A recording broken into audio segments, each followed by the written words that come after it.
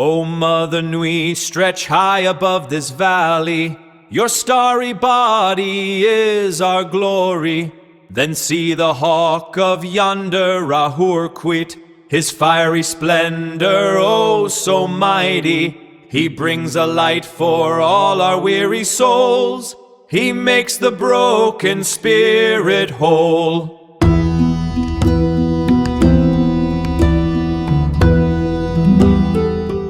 You know, you sent us this incredible stack of sources this week, and we are just jumping straight into one of the most bizarre visuals I've, ever seen. Yeah, it is pretty out there at first glance. Right. So picture this. You're looking at this supposedly ancient manuscript, which, by the way, claims to be miraculously written on cured dragon skin. Obviously a very normal choice of writing material. Completely normal. And on the page, the ancient Persian prophet Zoroaster is just casually surfing on the spine of a fire-breathing salamander, and he's holding 3 blooming roses. I mean, it just looks like pure, unfiltered nonsense. It really does.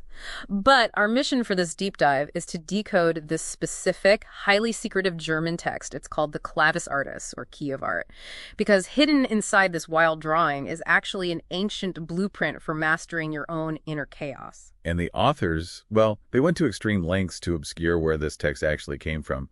Like, the title page declares it was inscribed in the year of the world 1996. Which makes zero sense. I mean, based on the materials, your notes show it was actually produced in Germany around the turn of the 18th century. So why the elaborate costume? Why pretend you're a Persian prophet writing on dragon's skin? Well, you have to remember that during the Enlightenment, European institutions, strictly controlled what knowledge was acceptable. Oh, right, the traditional gatekeepers. Exactly. So to get around them, occultists used this tactic called alien wisdom.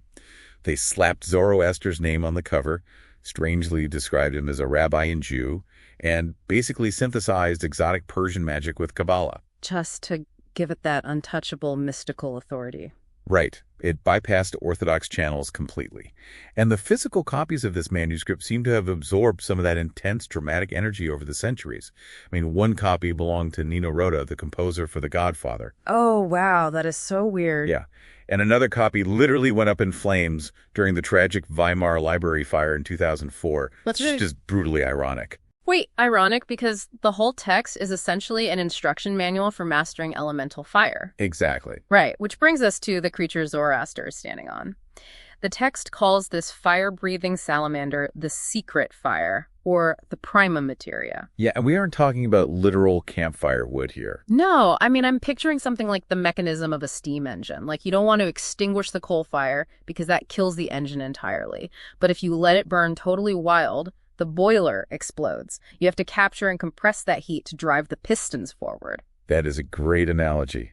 The salamander represents the raw, untamed material of the universe. Yeah. Carl Jung actually studied this specific alchemical concept later on. Oh, really? Yeah, he realized it perfectly mapped onto the deepest, most terrifying layers of the human unconscious.